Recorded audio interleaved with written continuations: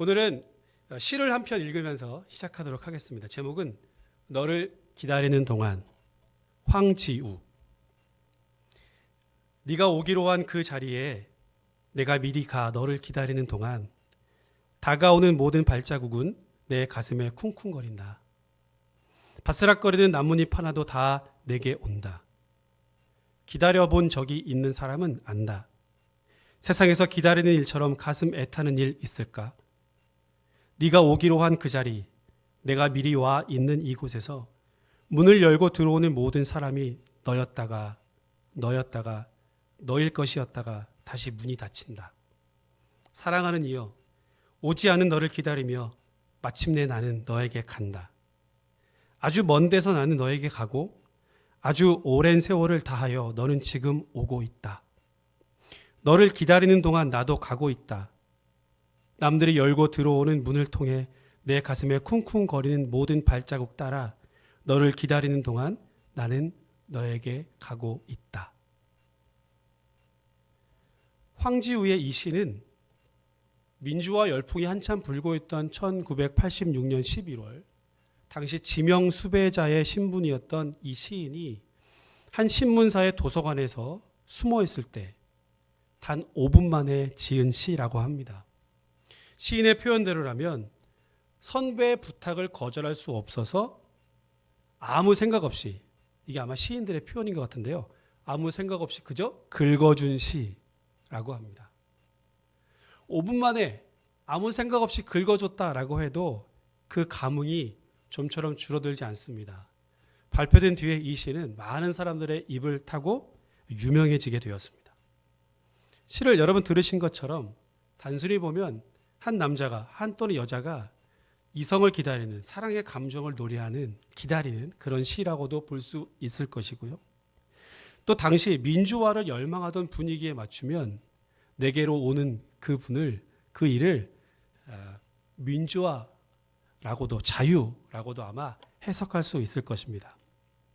특히 마냥 기다리지만 않겠다. 그러니까 소극적으로 가만히 앉아서 기다리고만 있지는 않겠다라고 하는 부분에서 시인의 믿음과 의지도 엿볼 수 있습니다.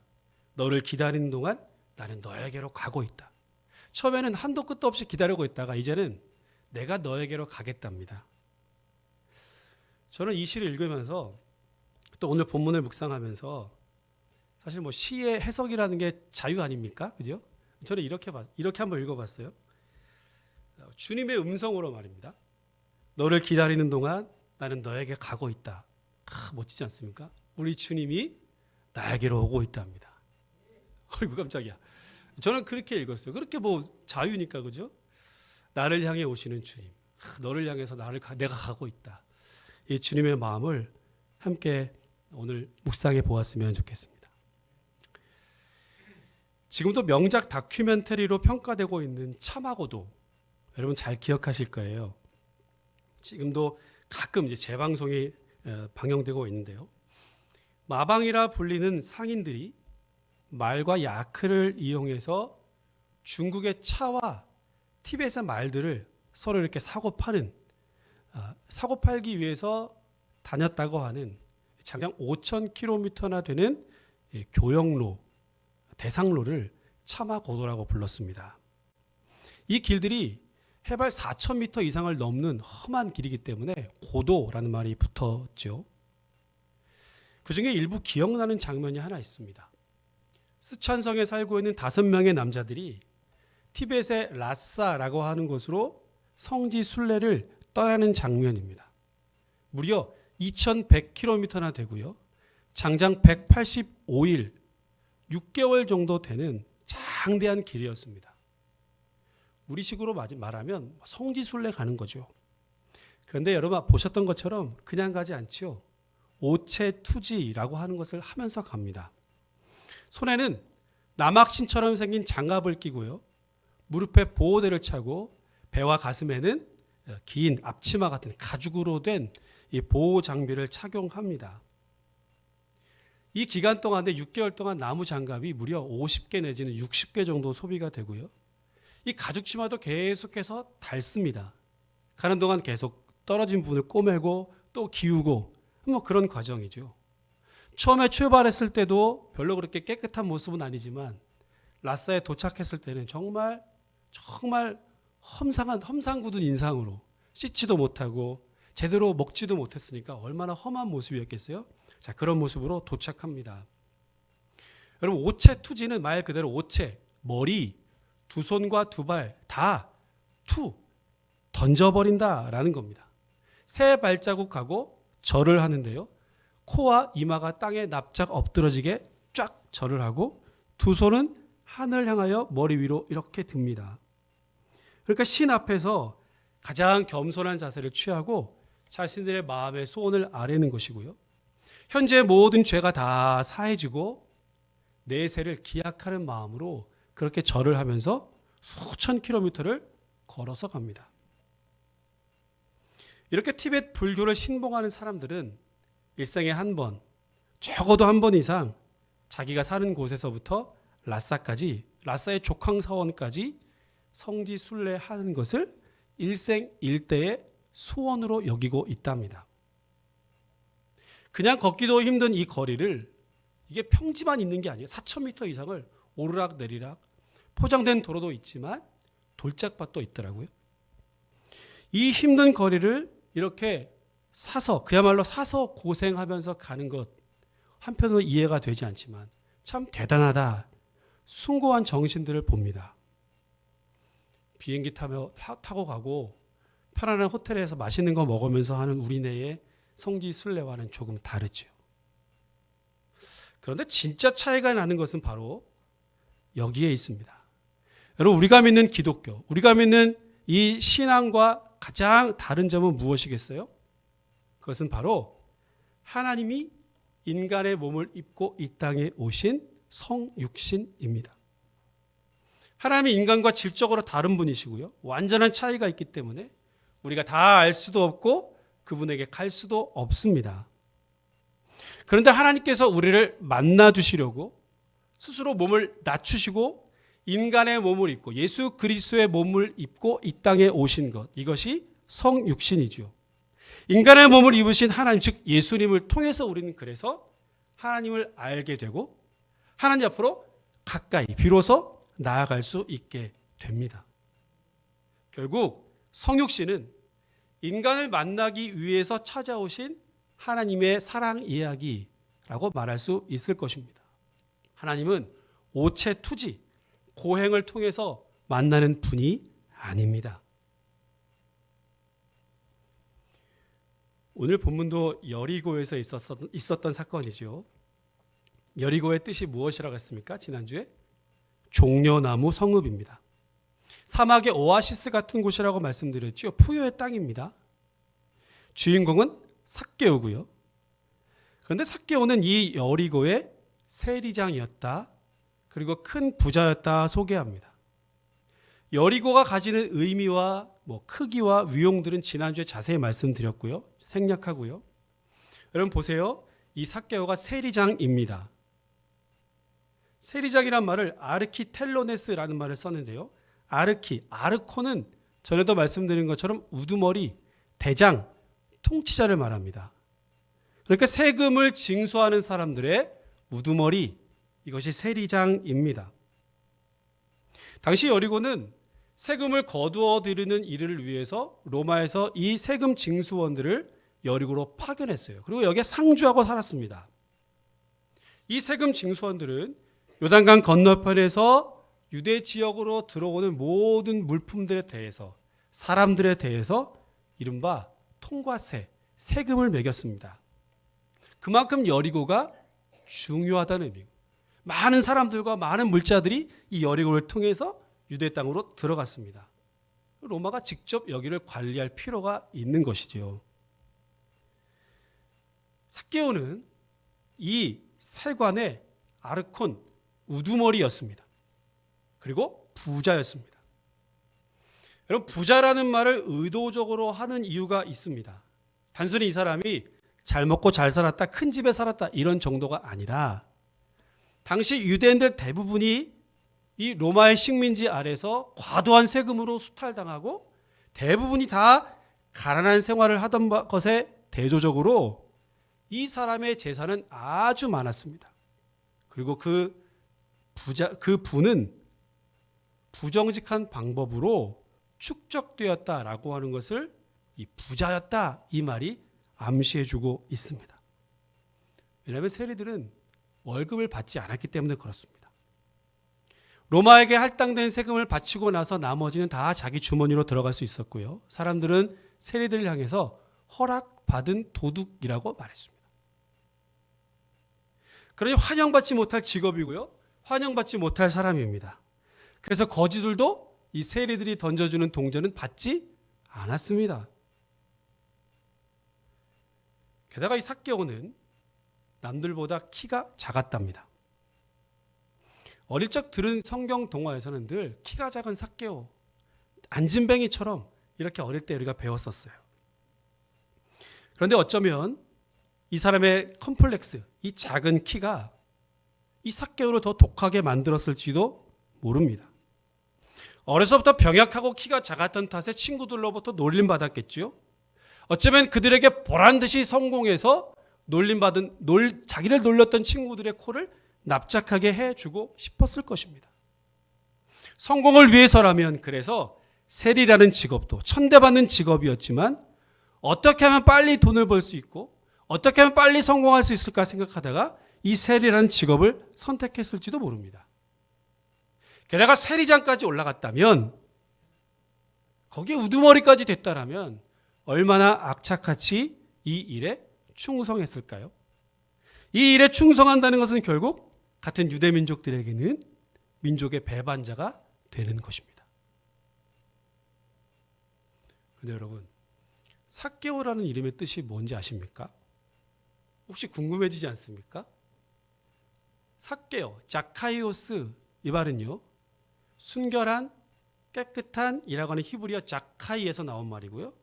삭개오, 자카이오스라고 하는 말은 그래서 깨끗한 자, 순결한 자, 의로운 사람 이런 뜻입니다. 자, 그러면 뭔가 불일치가 이루어지고 있죠. 그의 이름은 부모님이 자기에게 지어준 이름은 순결한 사람, 깨끗한 사람, 의로운 사람으로 살아라 이렇게 잘 지어주셨는데 실상 그의 삶은 이름과 전혀 걸맞지 않은 삶이었습니다. 악착같이 일하고 돈도 모아서 먹고 사는 데에는 남부러울 것이 없게 되었지만 그렇게 하면 자신의 컴플렉스를 극복할 수 있으리라 생각했지만 여전히 그의 삶은 공허했습니다. 돈으로 채우지 못했어요. 결국 그의 영적인 공허함은 따라서 돈 때문도 아니고요. 작은 키 때문도 아니었던 겁니다. 사람보다 소문이 훨씬 더 빠르잖아요, 늘. 이 삭개오도 예수님에 대한 소문을 들었습니다. 자기 같은 죄인, 또 세리들과 함께 식사하고 친구가 되신다고 하니까 꼭 한번 뵙고 꼭 한번 만나보고 싶었을 것입니다. 그래서 그는 체면불구하고 돌 감람나무 위로 올라갔습니다.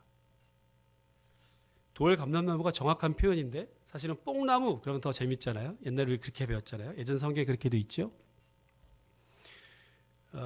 여러분 그렇잖아요.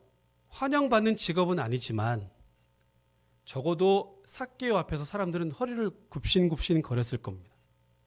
여리고라고 하는 동네에 세금 징수원 중에 우두머리니까 적어도 이 사람에게는 잘 보여야 했겠죠. 진짜 우러나는 존경심이 아니라 그렇지 않으면 잘못하면 세금 폭탄을 맞을 수도 있기 때문에 삭개오에게는 사람들이 다 잘 보여야 했습니다. 사회적으로 적어도 이 여리고에서는 그래도 헛기침은 꽤나 하는 사람으로 삭개오는 살고 있었다는 말이에요.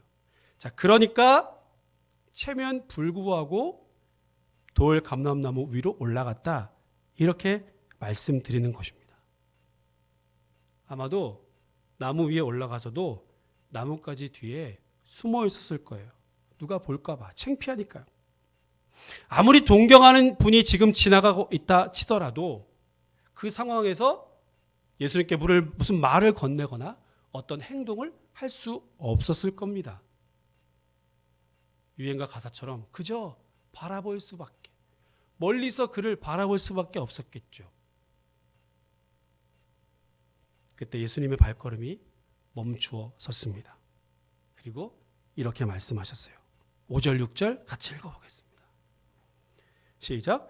예수께서 그곳에 이르사 쳐다보시고 이르시되 삭개오야 속히 내려오라. 내가 오늘 내 집에 유하여야 하겠다 하시니 급히 내려와 즐거워하며 영접하거늘. 아멘. 여러분 놀랍지 않습니까? 가시던 발걸음을 마침 거기서 멈추셨고 누가 일러준 것도 아닌데 마치 미리 알고 있었던 것처럼 삭개오의 이름을 알고 부르고 계십니다. 처음부터 다 알고 계셨던 것처럼 이미 계획적으로 그곳에 가신 것처럼 말입니다. 게다가 예수님께서는 오늘 이 삭개오의 집에 머무시겠다 먼저 요청하셨습니다. 삭개오가 얼마나 놀랐을까요? 당황했겠죠. 예수님의 이 위험 있고 압도적인 이 말씀 앞에 그는 나무 위에 가만히 있을 수 없었습니다. 이 재밌는 표현인데요. 삭개오야 속히 내려와라. 삭개오가 어떻게 했어요? 6절에 급히 내려왔죠. 속히 내려와라, 급히 내려가. 이 말이 같은 단어입니다. 그렇죠? 속히 내려와라, 급히 내려가니. 그럼 여기서 우리가 질문을 하나 또 해보아야 합니다. 우리가 하나님을 찾아가는 것입니까? 아니면 그가 나에게 오시는 겁니까? 물론 삭개오는 돌 감람나무 위로 올라가는 수고를 아끼지 않았습니다. 따가운 사람들의 시선과 체면에도 불구하고 이 돌 감람나무 위로 올라간 것은 칭찬받아 마땅한 일입니다. 그러나 그런 노력으로 주님을 만날 수 있는 것은 아닙니다. 어떤 행위나 의로움을 가지고 하나님 앞에 나아갈 수 없다라고 하는 것을 우리는 잘 알지요. 여러분, 그러니까 삭개오의 경우도 마찬가지입니다. 그가 예수님께로 나아갔다가 아니라 예수님이 그에게로 찾아오셨다라고 말씀하는 것이 훨씬 더 옳습니다.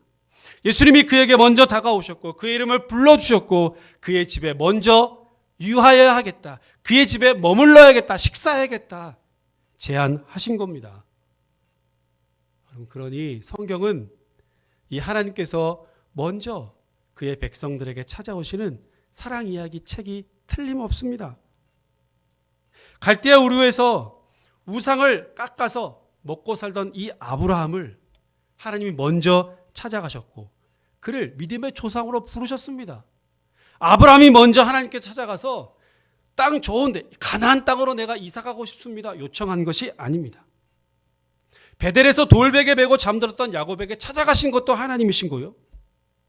모세는 이스라엘 민족에 대한 애착을 가지고 그들을 해방시키기 위해서 광야에서 특전사 훈련을 받은 것이 아닙니다. 그저 아무 생각 없이 그의 장인의 양무리를 치다가 호렙산 떨기, 불타는 떨기 나무 아래서 그를 찾아오신 주님을 만났을 뿐입니다. 이스라엘 역사상 가장 존경하는 왕인 다윗은 그 역시 성군이 되기 위해서 체계적으로 왕 수업을 받은 것이 아니었습니다. 예수님의 12제자도 마찬가지지요. 그저 그날 먹고 살기 위해서 가족들 부양하려고 물고기 잡다가 제자로 부름받았습니다. 바울은 어떤가요? 예수 믿는 사람들을 잡아서 죽이려고 옥에 가두려고 다메섹으로 가다가 부활하신 주님을 만났습니다. 사울이라는 큰 자라는 이름을 바울, 작은 자로 바꿔주신 것도 부활하신 예수님이었습니다. 반대로 예수님의 제자가 되겠다고 주님을 찾아왔던 부자 청년은 어떻게 되었어요? 아마 누가는 의도적으로 이 두 이야기를 가깝게 붙여놓았을 겁니다. 영생을 얻겠다고 찾아온 것은 가상한 일이지만 그는 많은 재물 때문에 심히 근심하고 돌아갔습니다. 그러니까 예수님의 제자가 되겠다고 찾아온 사람은 정작 제자가 되지 못했고 그저 아무 생각 없이, 그런 생각이 전혀 없었던 사람들에게 우리 주님은 찾아오셔서 그들을 제자로 불러주셨습니다. 물론 그 주님이 저와 여러분들에게도 찾아오셨습니다.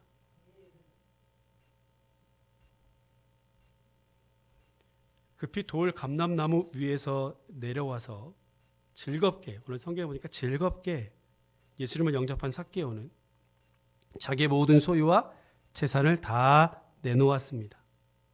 이건 역시 많은 재물 때문에 근심하고 돌아간 부자 청년과는 아주 대조적인 장면이지요. 우선 자기 소유의 절반을 가난한 사람들에게 다 나눠줬고요. 혹시 누군가에게 빼앗은 것이 있으면 4배를 갚겠다라고 자청했습니다. 저는 아마도 삭개오가 이날 이후로 빈털터리가 되었을 것이다 생각합니다. 왜냐하면 여태까지 다 빼앗아 누군가를 속여가지고 빼앗았기 때문에 그렇죠. 4배나 갚아주었기 때문에 아마 빈털터리가 되었을 것입니다. 물론 재물에 대한 자유함이나 포기가 구원의 표식은 아닙니다. 꼭 그래야 구원받는다라는 것은 아니지요. 역시 이것도 누가가 의도적으로 이런 표현들을 한 것입니다. 복음을 들은 후에 예수님을 만나고 난 이후에 참 회개의 표식을 누가는 이런 식으로 계속해서 표현해 왔습니다. 진심으로 이 삭개오가 회심했다라고 하는 것을 말하는 겁니다. 자, 그러자 예수님의 구원 선포가 이어졌어요. 9절과 10절을 읽어보겠습니다. 같이요. 9절 10절입니다. 시작. 예수께서 이르시되 아브라함의 자손이미로다. 인자가 온 것은 잃어버린 자를 찾아 구원하려 함이니라. 아멘. 여러분, 이제 진짜 삭개오가 된 것입니다. 순결한 자, 의로운 자가 되었습니다. 주님이 찾아오셔서 그렇습니다. 누가 아브라함의 자손인가?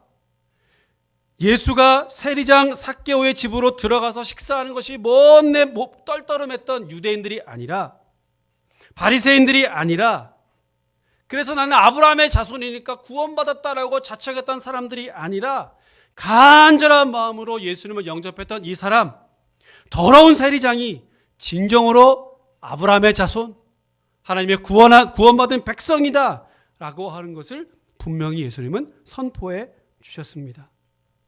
부자가 천국 가는 것이 낙타가 바늘길을 통과하는 것보다 훨씬 더 어렵다. 이것은 불가능한 것이다. 이렇게 말씀했는데, 사람으로는 할 수 없지만 하나님으로서는 가능하다 말씀했는데, 여기 보니까 참으로 그렇구나. 부자도 천국 갈 수 있구나 라고 하는 것을 말해주는 겁니다. 인자는 잃어버린 자를 찾아서 구원하러 왔다라고 하신 이 예수님이 이 땅에 오신, 메시아가 이 땅에 오신 목적과 이유를 분명하게 오늘 성경은 누가는 밝히고 싶었던 것입니다.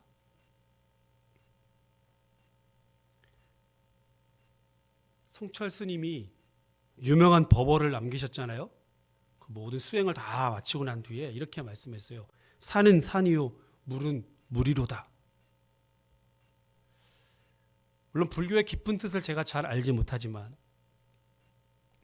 평생을 수도하고 오랫동안 고행하면서 이 고행을 통해서 깨달은 바가 산은 산이요, 물은 물이로다.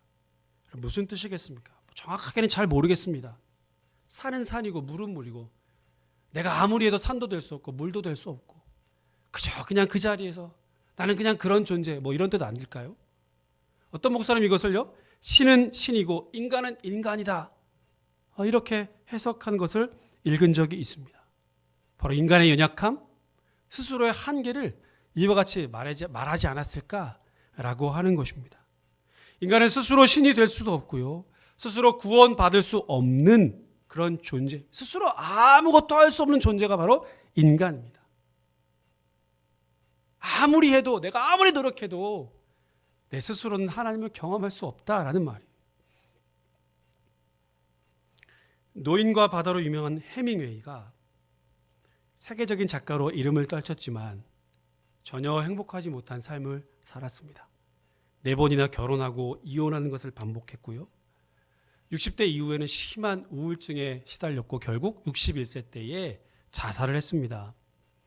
그리고 그의 마지막 일기장에 이렇게 적었다 그래요. 나는 필라멘트가 끊긴 전구처럼 공허하다. 필라멘트가 있어야 전기가 흐르고 불이 밝혀지는 것 아니에요? 그것이 끊긴 것처럼 자신의 삶은 아무리 성공해 보아도 공허하다라고 고백했다는 것입니다. 사랑하는 건강교회 성도 여러분, 오늘 삭개오의 모습이 바로 내 모습 아닙니까? 내 노력으로, 자신의 노력으로 아무리 발버둥치고 아무리 올라가 보려고 해도 스스로는 아무것도 할 수 없는 연약한 존재 말입니다. 내가 아무리 뽕나무, 돌 감람나무 위로 올라가는 것 같지만 주님이 찾아와 주셔야 이 구원이 임할 수 있는 연약한 존재입니다.